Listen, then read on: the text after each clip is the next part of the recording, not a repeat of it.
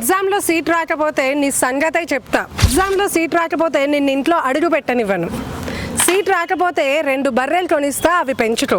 ఇవి ఎగ్జామ్ టైంలో జనరల్గా వినిపించే మాటలు. Hello everyone, I'm Tejaswini, director of Tejas Navodaya and Sainik academy. Every year నేను number of batches and hundreds of చిల్డ్రన్తో డీల్ చేస్తూ ఉంటాను. అయితే పేరెంట్స్ సీట్ రాకపోతే ఇలా అలా అని నెగిటివ్గా మోటివేట్ చేస్తే పిల్లలు అప్పటి వరకు కూడా బాగా చదివిన పిల్లలు ఎగ్జామ్ టైంలో అమ్మో సీట్ రాకపోతే నన్ను ఇంట్లో అడుగు పెట్టనివ్వరు, సీట్ రాకపోతే మా డాడీ అస్సలు ఊరుకోరు అని ఎగ్జామ్ టైంలో కూడా అదే ఆలోచిస్తూ ఉంటారు. సీట్ రాకపోతే ఎలా అనే ఆలోచిస్తూ ఉంటారు. సో అప్పటి వరకు బాగా పర్ఫామ్ చేసి బాగా చదివే పిల్లలు కూడా ఎగ్జామ్లో టెన్షన్ పడుతూ ఈవెన్ క్వశ్చన్ని కూడా ప్రాపర్గా చదవలేరు. సో పేరెంట్స్ మనమందరం నెగిటివ్ మోటివేషన్ బదులు పిల్లల్ని పాజిటివ్గా మోటివేట్ చేద్దాం.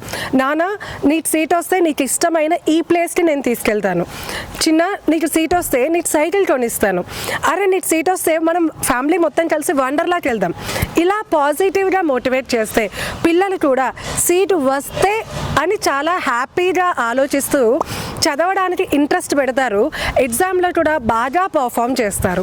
సో మై డియర్ పేరెంట్స్, పిల్లలకి సీట్ రాకపోతే అని చెప్పే బదులు నాన్న నువ్వు బాగా చదివావు, ఈ 2 hours ఈ 3 hours నీకు కొలమానం కాదు, నువ్వు బాగా చదివావు, బట్ ఈ చదివిన దాన్ని బాగా పర్ఫామ్ చెయ్యి, ఓకేనా? నీకు ఎలాగో చాలా చదువు వచ్చింది, చాలా నాలెడ్జ్ పెరిగింది, దాన్ని కరెక్ట్గా ప్రజెంట్ చేసావనుకో నీకు ఖచ్చితంగా సీట్ వస్తుంది. డోంట్ వరీ, నువ్వు టెన్షన్ పడకు, నీకు సీట్ వస్తుంది. నీకు సీట్ వస్తే మనందరం కలిసి ఎటన్నా ఫ్యామిలీ ట్రిప్కి వెళ్దాం, నీకు ఇష్టమైంది కొనిస్తాను, సీట్ వస్తే నిన్ను మీ ఫ్రెండ్స్ అందరూ చాలా గ్రేట్గా చూస్తారు. ఇలా పాజిటివ్గా మోటివేట్ చేయండి.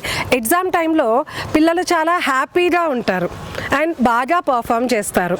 Thank you.